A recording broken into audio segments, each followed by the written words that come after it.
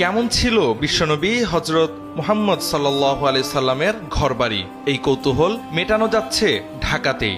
ধানমন্ডি লেকের পাড়ে দেখা যাচ্ছে মহানবীর ঘর, আসবাবপত্র, তাঁবু ও মসজিদ। কাঁচামাটির দেয়াল, খেজুর পাতার ছাউনি, কূপ, বাঁশের সিঁড়ি এবং প্রাচীনকালের নিত্য ব্যবহার্য সামগ্রী ব্যবহার করে তৈরি হয়েছে 1400 বছর আগের জীবন্ত আরব। দর্শনার্থীরা ফিরে যেতে পারছেন নববী যুগের সেই মহিমান্বিত সময়ে। ঢাকার ব্যস্ত জীবনের মাঝখানে এক টুকরো নববী ইতিহাস জীবন্ত হয়ে উঠেছে ধানমন্ডি লেকপাড়ে। মসজিদুত তাকওয়ায় চলছে 3 দিন ব্যাপী ব্যতিক্রমী আয়োজন সিরাত উৎসব। বইয়ের পাতা বা ধর্মীয় বক্তৃতার গণ্ডি ছাড়িয়ে দর্শনার্থীরা দেখতে পাচ্ছেন 1400 বছর আগের আরব সমাজ ও রাসূলুল্লাহ সাল্লাল্লাহু আলাইহি সাল্লামের যুগের জীবনের বাস্তব প্রতিচ্ছবি। বিশেষ আকর্ষণ হিসেবে রাখা হয়েছে ফাতেমা রাদিয়াল্লাহু তাআলা আনহা এর ঘরের আদলে নির্মিত একটি কক্ষ, যা সরলতা আর পরিমিত জীবনের এক অনন্য নিদর্শন হিসেবে উপস্থাপিত। পাশাপাশি রয়েছে আম্মাজান আয়েশা রাদিয়াল্লাহু তাআলা আনহা সহ উম্মুল মুমিনিনদের ঘর, যা মাটির দেয়াল ও প্রাকৃতিক উপাদানে তৈরি করে তুলে ধরা হয়েছে নবীজির জীবনের আত্মিক অধ্যায়। প্রদর্শনীতে দর্শনার্থীদের চোখ পড়বে নবীজির মেম্বারের আদলে নির্মিত একটি স্থাপনা, যা স্মরণ করিয়ে দেয় ইসলামী দাওয়াত ও রাষ্ট্র গঠনের সূচনা লগ্নকে। সবচেয়ে বড় বিষয় হচ্ছে এসব কিছু বানানো হয়েছে হাদিসের ভাষ্য অনুযায়ী। সিরাত নিয়ে যারা ন্যূনতম পড়াশোনা ও জানাশোনা রাখেন, তারা এই দৃশ্য দেখে আপ্লুত হচ্ছেন। এবার একটি নতুন ইভেন্ট যুক্ত হয়েছে, এটার নাম আমরা দেখেছি চোখে দেখা নবীজির সিরাত। সিরাতের অনেক বর্ণনা আমরা পাই কিতাবের ভাষায়, কিতাবের পাতায়। সেখানে আমরা নবীজির ঘর কেমন ছিল তার চিত্র পড়ি, মসজিদে নববী কেমন ছিল তার চিত্র অধ্যয়ন করি, আমাদের আয়েশার ঘরটা কেমন ছিল সেটা আমরা অধ্যয়ন করি। কিন্তু আমরা এবার মসজিদে তাকওয়াতে এমন একটি আয়োজন করেছি, কিতাবে আপনি যেটি পড়েছেন, বইয়ের পাতায় আপনি যেটি পড়েছেন, সেটি আপনি চোখে দেখবেন।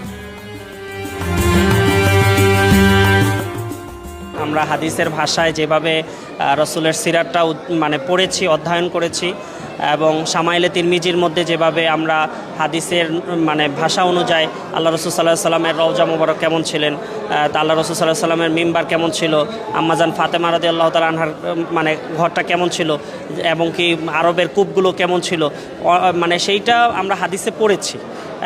সেটা বাস্তবিকভাবে তাকওয়া সোসাইটি যে এত সুন্দর একটা আয়োজন করছে, যে একবারে হাদিসের নমুনায় হুবহুব তারা সর্বোচ্চ চেষ্টা করেছে হুবহুব নমুনাটাকে মানুষের সামনে পেশ করা। শুধু বড়রা নয়, স্কুল কলেজের ছাত্রছাত্রীদের মধ্যেও দেখা যাচ্ছে ব্যাপক আগ্রহ। পাঠ্যপুস্তকে পড়ে আসা ইতিহাস এখানে বাস্তব রূপে দেখা যাচ্ছে। ফলে শিশু কিশোরদের মধ্যেও ইসলামী ইতিহাস ও সিরাত সম্পর্কে জানার একটি নতুন আগ্রহ তৈরি হয়েছে। অনেক প্রতিষ্ঠান থেকে দলগতভাবে শিক্ষার্থীদের নিয়ে আসা হচ্ছে প্রদর্শনী ঘুরে দেখাতে। আমার যে নবীজিদের বই সেগুলো পড়ে নবীজের জীবন কাহিনী জানতাম, বাট আমি কখনো চোখের সামনে উদাহরণগুলো দেখিনি। যেমন নবীজির ঘর আজকে কীরকম ছিল, নবীজির জিনিসপত্র, বিছানা, বালিশ সব দেখে আমার খুবই ভালো লাগছে। এবং আমার জীবনের প্রথম এটা, আমি এর আগে কখনো এরকম এক্সাম্পল দেখি নাই, নবীজির ঘরের এরকম এক্সাম্পল দেখি নাই। সব মিলে আমার খুবই ভালো লাগছে। প্রতিদিন সকাল 10টা থেকে রাত 9টা পর্যন্ত দর্শনার্থীদের জন্য উন্মুক্ত এই সিরাত উৎসব শুরু হয়েছে বুধবার, শেষ হবে শনিবার। মাত্র 3 দিনের এই আয়োজন সীমিত সময়ের হলেও এর আবেদন ও প্রভাব দীর্ঘস্থায়ী হয়ে থাকছে দর্শনার্থীদের মনে। এই সিরাত উৎসব আয়োজনের মূল বার্তা হলো নবীজির সিরাত কেবল ইতিহাস নয়, এটি হলো জীবনের পথ নির্দেশ। প্রতিটি মানুষ তার জীবনে এই আদর্শকে ধারণ ও অনুসরণ করলেই সমাজে ফিরে আসবে সেই শান্তি, সেই মানবতা, যা প্রিয় নবী প্রতিষ্ঠা করে গেছেন 1400 বছর আগেও। জাওয়াদ আহমদ, সময়ের আলো।